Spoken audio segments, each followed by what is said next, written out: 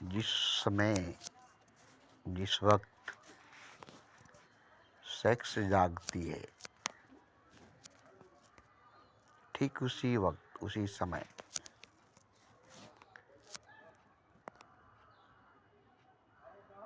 Sex में, जना में, मीटिंग में, मिलन में उतरने के बाद स्त्री पुरुष, औरत मर्द, मियाँ बीवी, हस्बैंड वाइफ को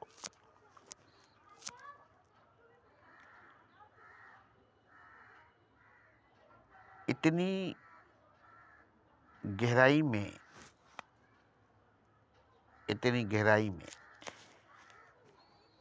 दोनों को उतर जाना चाहिए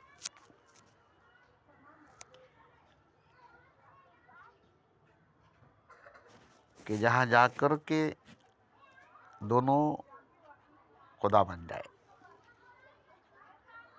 अब वो जिस्म शरीर नहीं रह जाए, अब वो दो नहीं रह जाए।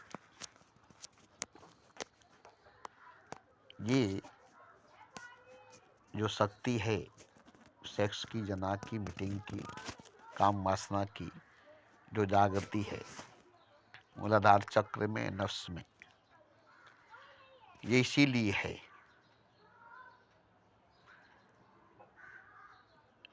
इसमें अगर प्रेम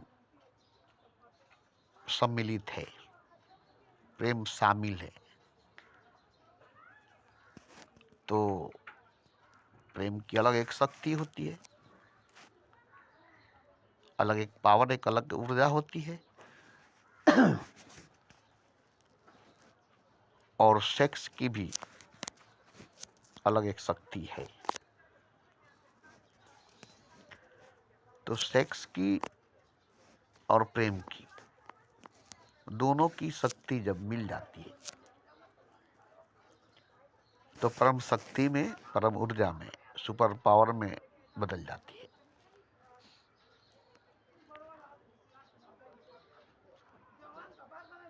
अब ये नहीं जरूरी है कि स्त्री पुरुष, पति पत्नी ही हो, हस्बैंड वाइफ ही हो, मियाँ बीबी ही हो।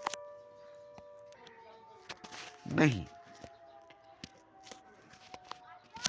जब प्रेम है और प्रेम के साथ साथ सेक्स भी है और दोनों एक साथ जागी है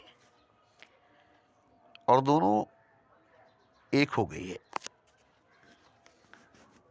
तो जब प्रेम और सेक्स, मोहब्बत और सेक्स जो है, दोनों शक्ति मिलकर एक हो गई है, तो यही साबित हो जाती है कि स्त्री पुरुष, मर्द औरत ये भी एक हो गए। और ये एक हो गए तो इसमें जैसे आग में जलकर सब कुछ आग हो जाता है। लोहा, लकड़ी, कागज, पत्थर, रुपया, पैसा, सोना, चांदी, घर, शहर, गांव, पूरी दुनिया आग में जलकर एक आग बन जाती है। ऐसे ही प्रेम में वासना, सेक्स, कामना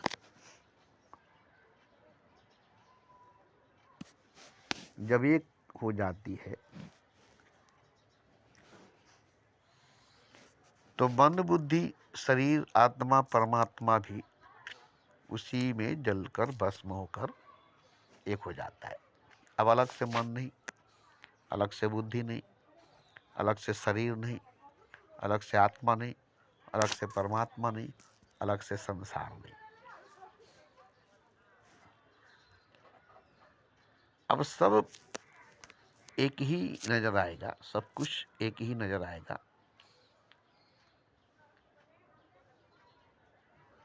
हालांकि पति पत्नी, स्त्री पुरुष, मियाँ बीवी ही इसमें जलकर एक हुए हैं। आप कहेंगे पूरा संसार तो नहीं जला है,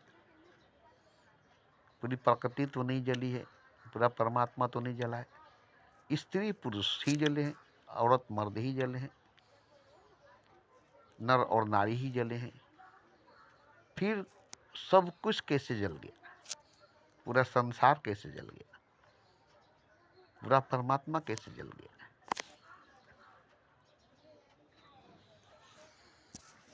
तो ये आप अगर सवाल करेंगे तो इसका कोई जवाब नहीं है, मगर सच तो यही है।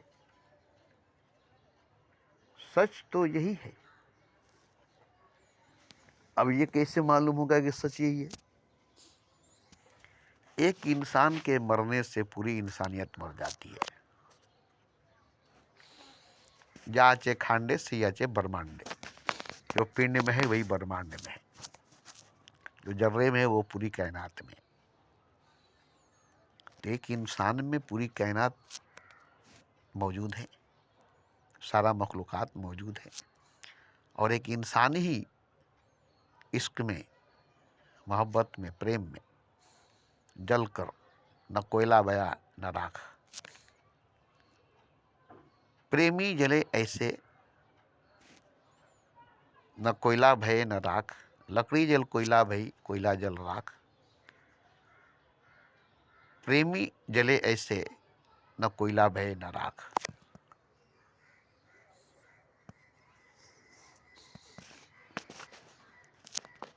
तो यहाँ औरत मर्द, स्त्री पुरुष का सवाल नहीं है। पुरुष पुरुष भी, जैसे रामकृष्ण परमहंस और विवेकानंद, शम्स तबरेज और मौलाना रूम,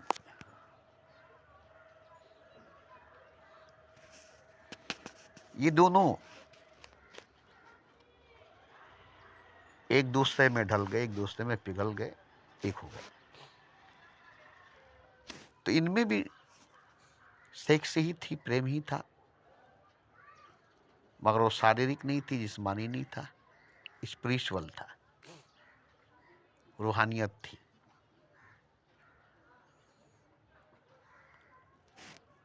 तो इसमें कोई भेद नहीं पड़ता है कि माँ बेटे के साथ प्रेम करती है और उसमें सेक्स भी करती है, भाई बहन के साथ, या कोई वेश्या के साथ, या कोई देवी के साथ प्रेम करता है और सेक्स भी करता है। तो यहाँ तो एक चीज़ है कि प्रेम में जब सेक्स मिल जाती है, या सेक्स में जब प्रेम मिल जाती है, तो एक कर देती है, फिर दो नहीं रह जाता। माँ बेटा नहीं रह जाएगा, भाई बहन नहीं रह जाएगा, देवी वेश्या नहीं रह जाएगी, वो तो एक कर देगा। अब वहाँ दो नहीं है, द्वैत खत्म, द्वैत खत्म, वेदानियत आ जाती है। तो प्रेम की ऊर्जा और सेक्स की पावर, ये दोनों एक साथ हो जानी चाहिए। इसीलिए मैंने बार बार कहा है, सेक्स करो मगर प्रेम के साथ हो, प्रेम करो मगर सेक्स के साथ हो, दोनों प्रेम और सेक्स एक साथ हो।